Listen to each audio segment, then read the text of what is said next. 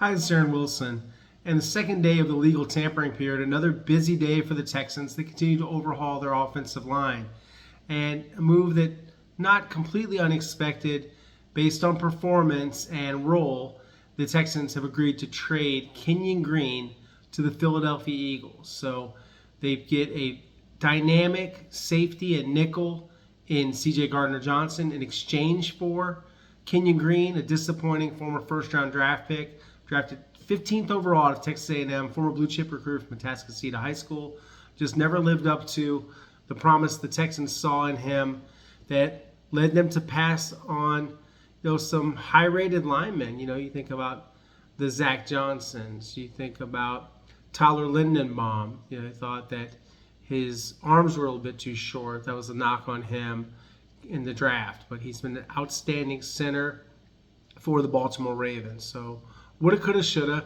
It just didn't work out. And looking at what happened with Kenyon Green before we get into the exciting addition of CJ Gardner-Johnson. This is a player that they tried in many ways to plug in and get him up to speed, and just struggle with picking up line stunts and blitzes. Particularly the Green Bay Packers game comes to mind. And I think if he hadn't injured his shoulder, would have been benched after the New York Jets game. Ultimately, they placed him on injured reserve, and then he was out of the starting lineup. So the Texans move on, and the way they communicated this to Kenyon Green and talking to his camp, they emphasized fresh start. They thought it would be good for him, obviously, to join the defending Super Bowl champions. He's going to play for one of the best offensive line coaches in NFL history, and Jeff Stoutland, who did a great job of reviving Mekhi Becton's career. So I think this is a really strong change for Kenyon Green. And I got to say this for Kenyon. He was always accountable, always professional, would always say, it's my fault or I have to play better. He never made excuses. He never hid from the media. He was always a stand-up guy. And for that, I thank him, because accountability like that is rare from a young person and an older person even. He is extremely professional, a pro's pro, and I wish him well in Philadelphia, and appreciate all of our conversations over the last few years. Just in bad times, he would always answer the bell and he would talk. And as a reporter, beat reporter, that's all you can ask for, is a guy like Kenyon that isn't going to hide from you when things don't go well. So yeah, Kenyon, he gets the fresh start, and I think this is really a good thing for him, because it soured for him here, and it continues the overhaul of the offensive line. In the past week, they've cut Shaq Mason to save $9 million after June 1st, after probably the roughest season of his career. Just didn't play well.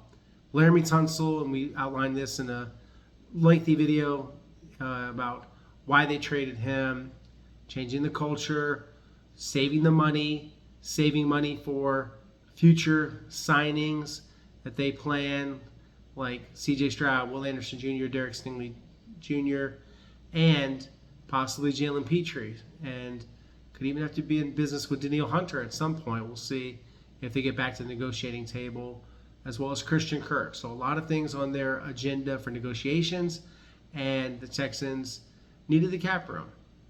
So all these changes, and then they replaced Kenyon, sticking with the theme of the offensive line, Laken Tomlinson. 1 year, up to $5 million.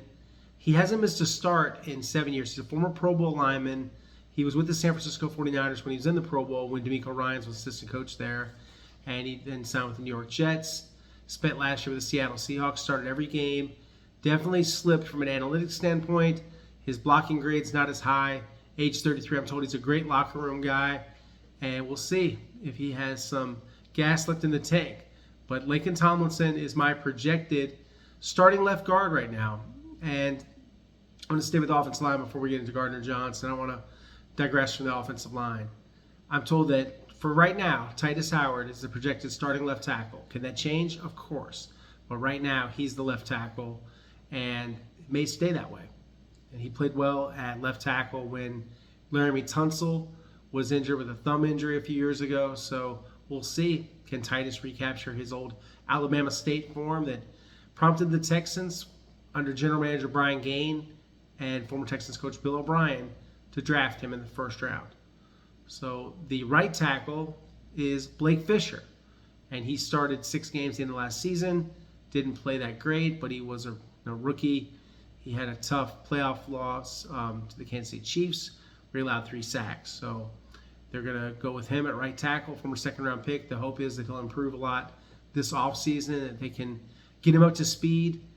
For now, I'm hearing that he's the right tackle, so they'll go with that. And then you've got Juice Scruggs potentially as the right guard, Jared Patterson at center. We'll see. Do they add some players to compete with them? I'm expecting that possibly through the draft, maybe through free agency. So far, they haven't made a big splash. They didn't bid on the highly, graded, more expensive guards like Will Fries, who got paid by the Minnesota Vikings, $81 million deal, or Patrick McCarry, or James Daniels, and all those guys off the board. But we'll see what they do with that. With that in mind, I want to get into CJ Gardner-Johnson. And this guy, extremely instinctive, feisty, ball-hawking safety, had 6 interceptions last season, returned 1 for a touchdown. And you think about the talent in the secondary right now, absolutely loaded. They have Derek Stingley Jr., all-pro, who's eventually going to be the highest-paid corner in football, I believe, this offseason. One of the corners. Kamari Lassiter, hard-hitting and good at intercepting passes, tracks the football quite well. At the other corner, Kalen Bullock. He had 5 interceptions as a rookie, 3rd-round pick. All of them are young. CJ Gardner-Johnson, only 27 years old, and he's under contract. It was kind of a salary dump by Howie Roseman, the Eagles general manager, because he's due $8.5 million this year and $11.5 million the final 2 years total of the deal. Void years from 2027, 2030. If it goes very well, perhaps the Texans would want to extend him. He is a big-time hitter. He is a big-time trash talker, and he is just good at football and has this infectious energy. I saw his video. It's going a little bit viral. He says, Houston, we have a problem. A good problem to have, having CJ Gardner-Johnson in the secondary. And so my projected lineup, Jalen Petrie, nickel. CJ Gardner-Johnson, safety. Kalen Bullock, safety. Derek Stingley Jr., corner. And the other corner, Kamari Lassiter. Where does that leave Jimmy Ward? Well, Jimmy Ward has some guaranteed money left on his deal. He is still under contract. We'll see. Do they bring him to camp to compete? Do they move on from Jimmy Ward? We're going to find out. They also did a few other deals today. MJ Stewart, a 1-year deal for under $3 million, so he makes a little bit less than last year. That's after they lose Eric Murray. And then they also did a 2-year, $9.5 million contract for Mario Edwards Jr. This is a key piece to the defensive line to have Mario. He had about 3 sacks. I thought he played very well. You look at what he did, missing 4 games due to that substance abuse policy suspension, but 31 tackles, 3 sacks, 8 quarterback hits, 3 tackles for losses, 2 passes defensed. And this is after they already got Sheldon Rankins, and Sheldon's deal is now in. For those of you that like the financial details, you see me tweeting a lot of it at my Twitter account, @AaronWilson_NFL. 1 year, $7 million, $4.5 million of it's guaranteed, $3 million signing bonus. He gets $44,118 per game active, up to $750,000 is achievable, and there's a $1.75 million playtime incentive. They're voidable years in 2026, 2027. For cap purposes, those void automatically if he's on the roster the 23rd day prior to the first day of the 2026 league year next year. So they get him. They have Mario Edwards Jr., Tim Settle Jr., Daniil Hunter, Will Anderson Jr.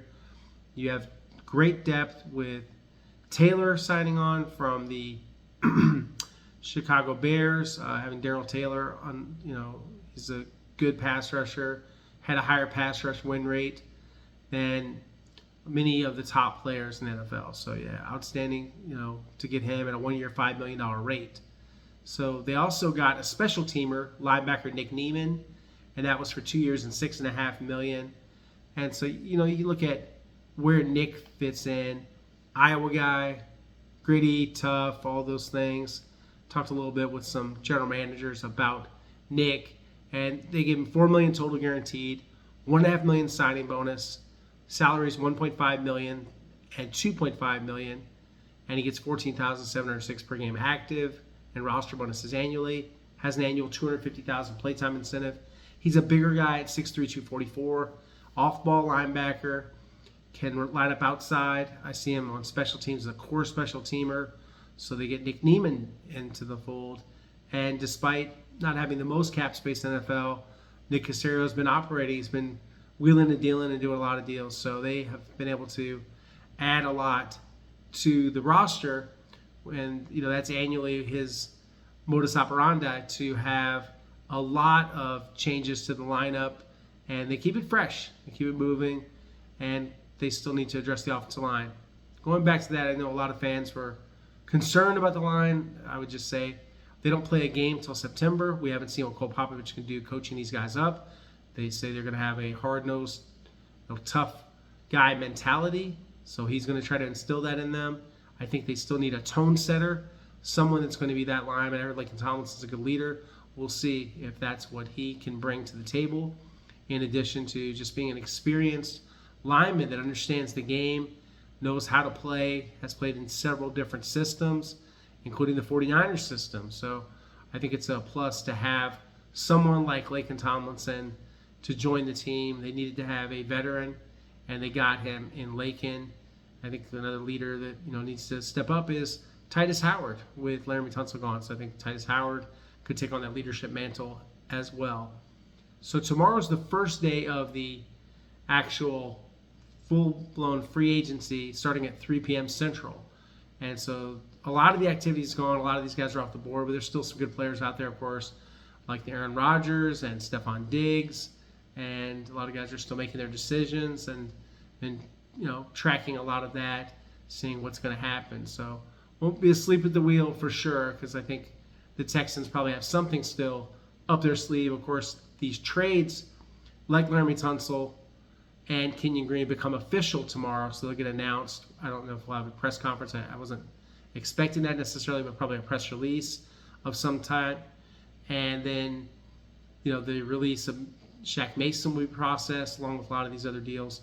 So we'll see some more of the contract details. I've been tweeting a lot about the contracts that come in with my league sources, things that I'm able to get access to in terms of the accurate contract information on a timely basis. So happy to share that information with you guys, and it's an interest of mine because ultimately, when you think about covering a football team, I start with 3 basic principles. I start with an emphasis on the roster, meaning who's on the team. Who do they sign? Who do they cut? 2, follow the money, the salary cap, and how much they pay the players. 3, injuries and the lineup. How are the injuries affecting the lineup? Who's available to play? And after that, it's what I call content. Interviews with players, matchups, roles for players, how they fit in, off-field stuff like charities and different player interests that they have, like Robert Woods playing golf, things like that. In terms of other free agents, because I get these questions a lot, haven't heard about them being really in on someone where they have something done, an imminent type of deal.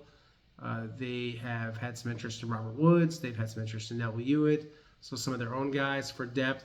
Possibly they come back, possibly not.